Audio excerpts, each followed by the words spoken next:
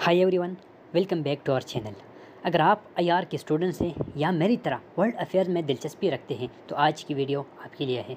आज की वीडियो में हम जानेंगे कि जियो पॉलिटिक्स क्या होता है, पाकिस्तान की नाइबरिंग कंट्रीज़ इंक्लूडिंग पाकिस्तान की जियो पॉलिटिकल इम्पोर्टेंस क्या है। तो चलिए शुरू करते हैं। सबसे पहले हमारे पास इंडिया आता है।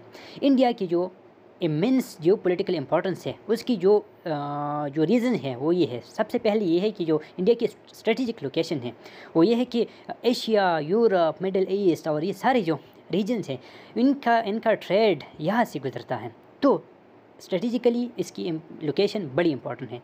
इसके बाद इसकी पॉपुलेशन आती है। इसकी पॉपुलेशन 1.3 बिलियन या इससे भी ज़्यादा, making it the second largest country in terms of population in the world. यानी इनकी बहुत बड़ी आबादी है इसकी वजह से। तीसरी बात इसकी इकनॉमिक ग्रोथ है। इकनॉमिक ग्रोथ जो आज कल जो तकरीबन 4th या 5th लार्जेस्ट इकानमी है और जो इसकी ग्रोथ है रैपिड, ये इस काबिल बनाती है कि इसकी इम्पोर्टेंस में बहुत इजाफा करती है। इसके बाद आती है मिलिट्री। इसकी जो स्टैंडिंग आर्मी है उसको 4th largest military in the world बनाती है इंडिया को, यानी इसकी पावरफुल मिलिट्री जो है। इसके अलावा इसकी जो न्यूक्लियर कैपेबिलिटीज़ है, न्यूक्लियर स्टेटस है ये। इसके अलावा ये इस इंडिया का जो कल्चरल इन्फ्लुएंस है, बॉलीवुड के ज़रिए सारी दुनिया में उसका डायस्पोरा है और लोग इंडियन कल्चर को फॉलो करते हैं। तो ये बड़ी बड़ी रीजंस हैं इंडिया की जियो पॉलिटिकल इंपॉर्टेंस की, यानी strategic location, population, economic growth, military power और कल्चरल इन्फ्लुएंस। इसके बाद हम नेक्स्ट आते हैं पाकिस्तान की दूसरी नेबरिंग कंट्री अफ़गानिस्तान पर। अफ़गानिस्तान जो कि cross road of central Asia, south Asia and middle east पर वाक़ है, ये इसकी स्ट्रेटेजिक लोकेशन है, यानी इसके ज़रिए हम सेंट्रल एशिया तक हम एक्सेस कर सकते हैं। इसके अलावा इसकी जो नेचुरल रिसोर्सेज है including rare earth minerals, oil, gas और बहुत सारी अनटैप्ड रिसोर्सेज है जो इसको बड़ा इंपॉर्टेंट बनाती है। इसके बाद आती है इसकी टेररिज्म और एक्सट्रीमिज़म। तकरीबन 9/11 के बाद अलकायदा का यहाँ पर प्रेजेंस और तालिबान की वजह से ये वर्ल्ड अटेंशन का बिल्कुल सेंटर रहा है। तो टेररिज्म और एक्सट्रीमिज़म इसको ये भी उसको बड़ा इंपॉर्टेंट बनाती है। इसके अलावा इसकी जो रिफ्यूजीज़ और माइग्रेशन है, टेररिज्म और इसकी जो कंसिक्वेंसेस है, इसकी रिज़ल्ट में जितनी भी माइग्रेशन हुई है ये इसको बड़ा इंपॉर्टेंट बनाती है। इसके बाद इसकी आती है ग्रेट पावर राइवलरी, यानी जितनी भी ग्रेट पावर्स हैं, जिस तरह कोल्ड वार में यूएस और यूएसएसआर था, इसी तरह अब भी जो ग्रेट पावर्स है, इससे पहले ब्रिटेन का जो असर था यहाँ पर, यानी ये बड़ी ग्रेट पावर्स के राइवलरी का एक सेंटर रहा है। इसकी वजह से ये इसकी बड़ी जियो पॉलिटिकल इंपॉर्टेंस है। इसके बाद आती है हमारी तीसरी नेबरिंग कंट्री ईरान। ईरान की जो अगर हम स्ट्रेटेजिक लोकेशन की बात करें तो ये इसके ज़रिए हम मिडल ईस्ट में, ये मिडल ईस्ट का कंट्री है और मिडल ईस्ट तक हम इसके ज़रिए रसाई हासिल कर सकते हैं। इसके अलावा जो स्ट्रेट ऑफ हरमुज़ है, इसके पर्शियन गल्फ़ तक एक्सेस और ये सारी चीज़ें स्ट्रेटेजिकली बड़ा इंपॉर्टेंट हैं। इसके अलावा इसकी जो एनर्जी रिसोर्सेज हैं, ये one of the largest oil producing country in the world है। इसके अलावा तीसरे नंबर पर अगर हम बात करें तो इसकी जो न्यूक्लियर प्रोग्राम है जो सारी दुनिया के लिए, और न्यूक्लियर प्रोग्राम ही की वजह से इस पर जो इकनॉमिक सैंक्शन लगे हैं यूएस की वजह से, इसको बड़ा इंपॉर्टेंट बनाती है। इसके अलावा जो शिया इस्लाम है, यानी शिया इस्लाम या हम कह सकते हैं कि शिया इस्लाम या शिया मुसलमानों का एक मरकज़ है और अपने आप को एक शिया मुस्लिम लीडर के तौर पर ईरान मानता है। इसकी वजह से ईरान और सऊदी की जो शिया और सुन्नी राइवलरी है, इसकी वजह से बड़ी इंपॉर्टेंस है।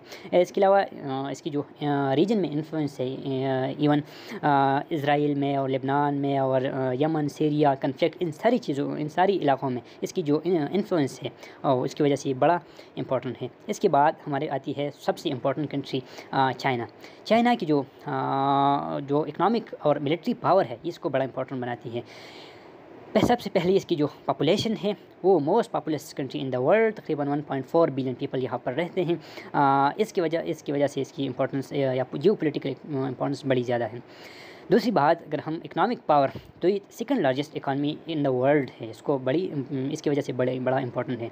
इसके अलावा मिलिट्री पावर जो है और आजकल जो अपनी मिलिट्री को मॉडर्नाइज़ कर रही है इसकी वजह से।